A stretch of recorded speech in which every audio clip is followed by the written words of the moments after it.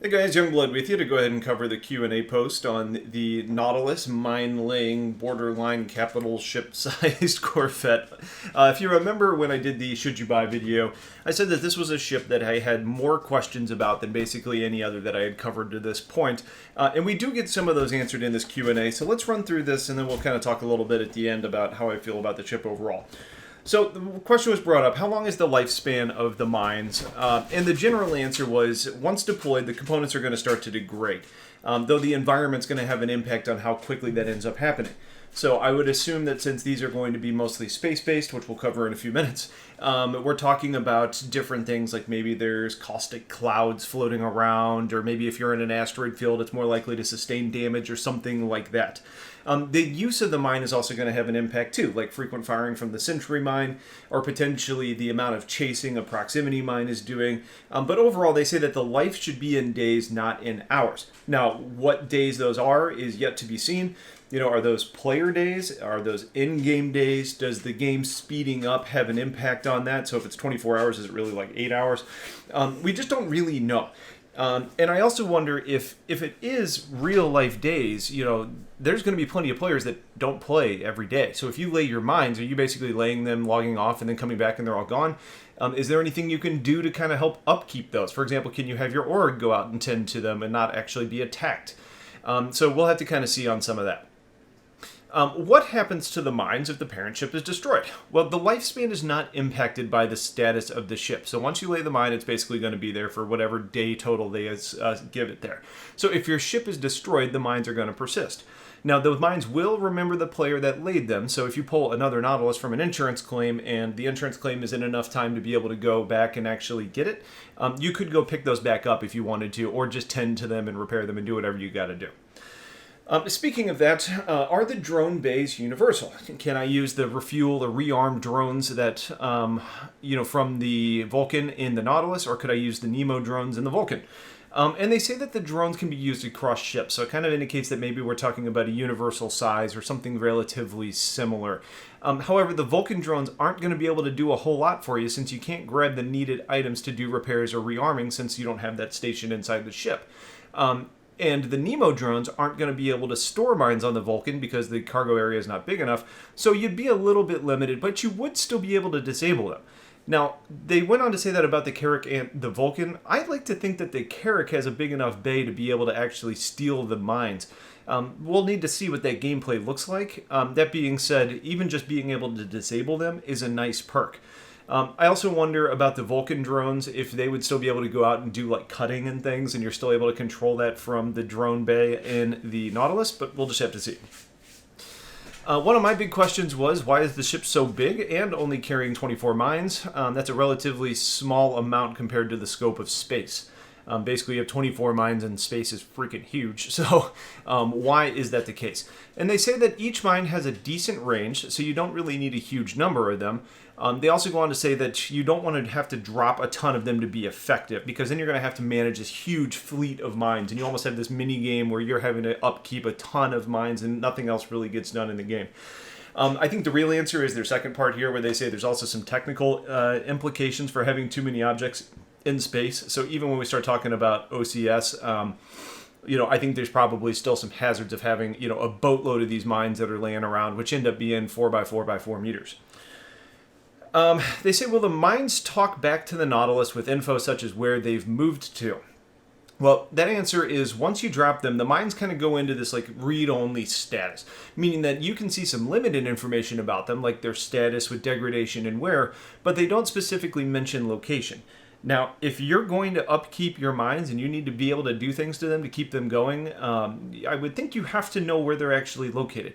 Now, do you have to go to where you think they are and scan for them? I kind of doubt it. I think once you get close enough, you're probably going to get into a scenario where you actually see them on your HUD and you can do something. Just because if it's a pain to find your own mines, it's not a great gameplay experience. So I think that's probably going to change. Can the mines operate in atmosphere? And they say no. They have micro thrusters, and it's not strong enough in gravity to be able to sustain like a hover in the atmosphere. They also go on to say that mines are going to abort tracking if they can't intercept their targets. So it seems to me that if you fly fast on the edge of their zone, they're likely going to move a little bit before shutting down. So there may be scenarios there where you're actually able to drag them and create holes if you're smart, and kind of just disperse a minefield. Also, I think this comment makes me think that speed is a little bit better defense than stealth with mines, primarily just because if they're saying that the micro thrusters aren't enough to sustain like a hover in like an atmospheric situation, I have a hard time imagining these micro thrusters are going to be enough to actually provide enough speed to actually impact another ship. Now, I think it's probably going to come down to saying that it's making an intercept course, so it doesn't need to be able to catch a 350, but if it can move itself just like, like in a vector that's going to be a collision course, that's probably what it's going to do. But I'm curious how much tracking these are actually going to be able to do. The question came up about how does stealth impact mines.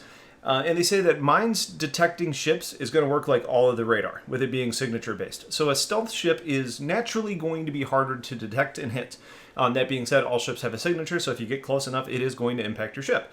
That applies to all ships, though. So, you can kind of be smart in, if you know that mines are in the area, I would probably start shutting down some systems to limit your power and your EM signature.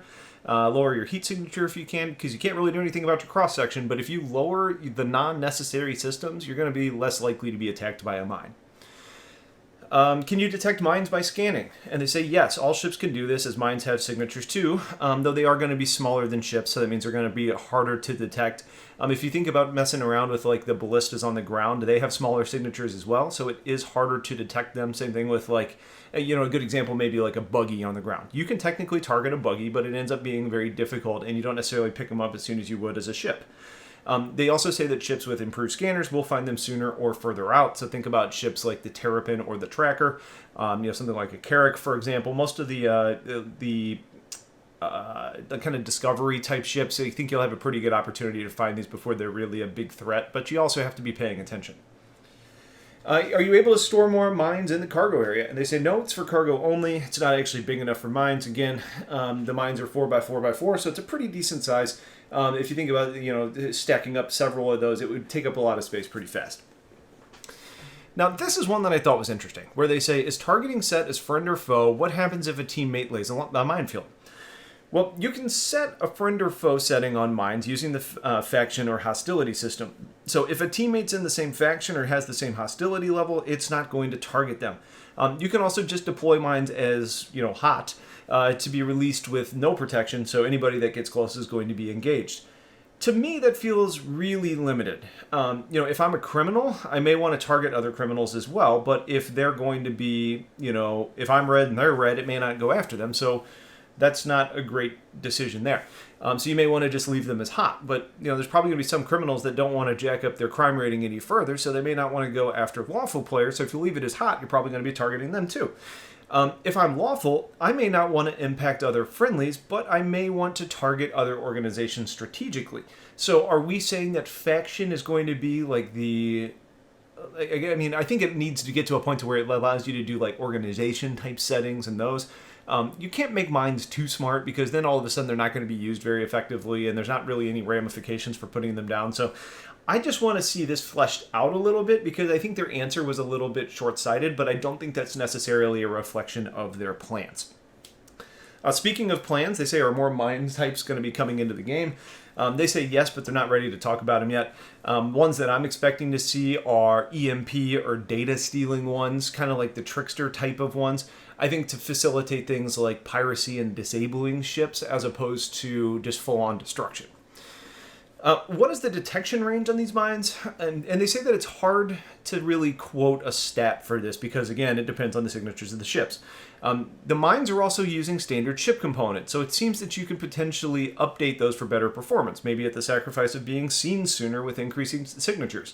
So maybe you use competition or military, which tend to perform better but have a higher signature, versus using stealth, which doesn't perform as well but is hidden very well. They're also planning a target minimum range of about 5 to 10 kilometers.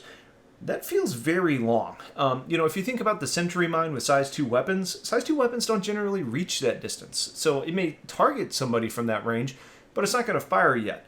And with just micro thrusters, I don't see them catching or intercepting a ship from that range either. So I don't know if the mines are going to pick somebody up from 5 to 10 kilometers, but they're not actually going to start moving until later.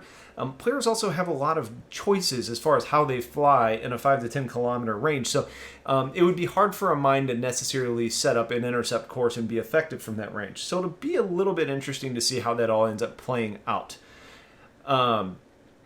Can we create patterns like spheres without having to fly to each spot to do so? So basically, can you just plot it in the mine room and push a button and then they all go out and fly into a sphere? And the answer was no.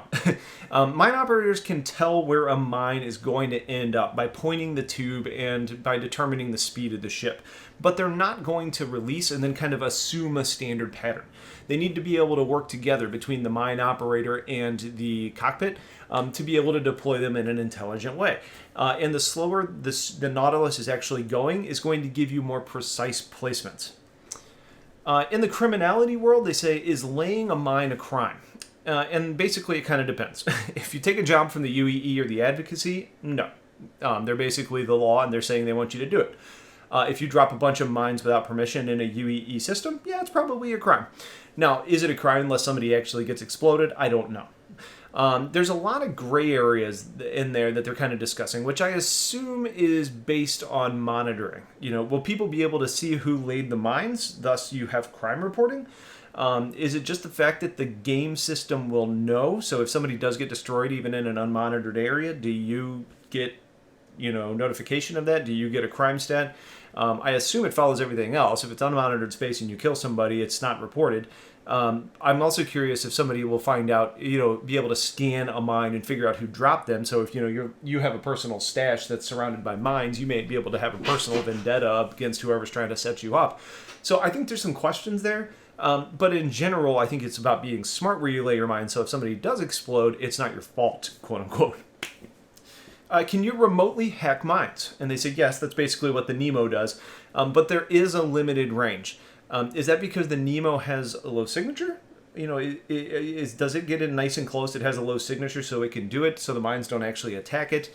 I'm curious if something like the Herald or the Sentinel could do this from further away because they have that type of utility on board and they're more powerful vessels.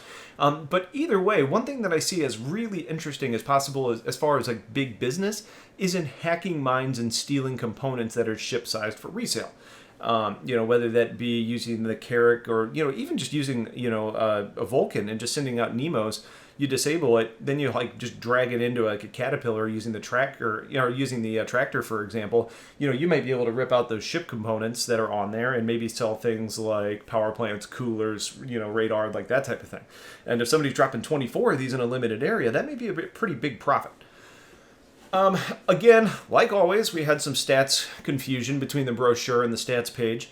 They go on to clarify that the Nautilus is going to have 2 large quantum fuel tanks, not 1. And the missile turret was mentioned, but it wasn't actually on the stats page. It was accidentally listed as a 3rd gun turret. So essentially, weaponry that you're going to have for conventional weapons is going to be the turret with the size 7s. You're going to have 2 manned turrets with size 3 weapons on it, and you're going to have the missile turret. And the last question here was, why is a mine bringing a smaller payload compared to the torpedoes? And they really say that it's based on the size and the components that are required.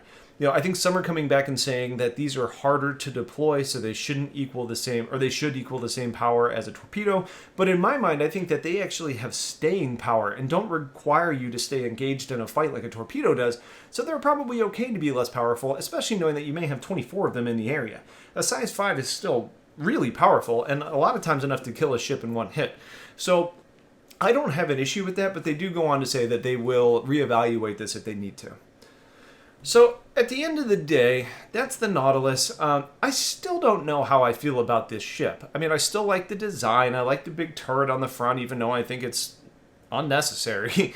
I like the idea of being able to drop some mines around, even though it's going to be like everything else in this game, like especially like missiles and torpedoes. I think we're going to have iterations where they are extremely overpowered. I think there's going to be iterations where they're very easy to evade, and it's going to be challenging to balance that out. I think it does bring some interesting new gameplay as far as like stealing mines and org warfare and protection and things like that. So all in all, I think it's a cool ship. I still think it's too big. I still think it's too expensive. I think it's got things that they added on to try and justify the cost, and I don't think that's a good way of doing things, but at least we get a little bit more clarity on what this ship is and how it goes about its business. So if you guys have questions on this, please let me know. Otherwise, stay tuned for more. Have yourselves a wonderful day, and take care.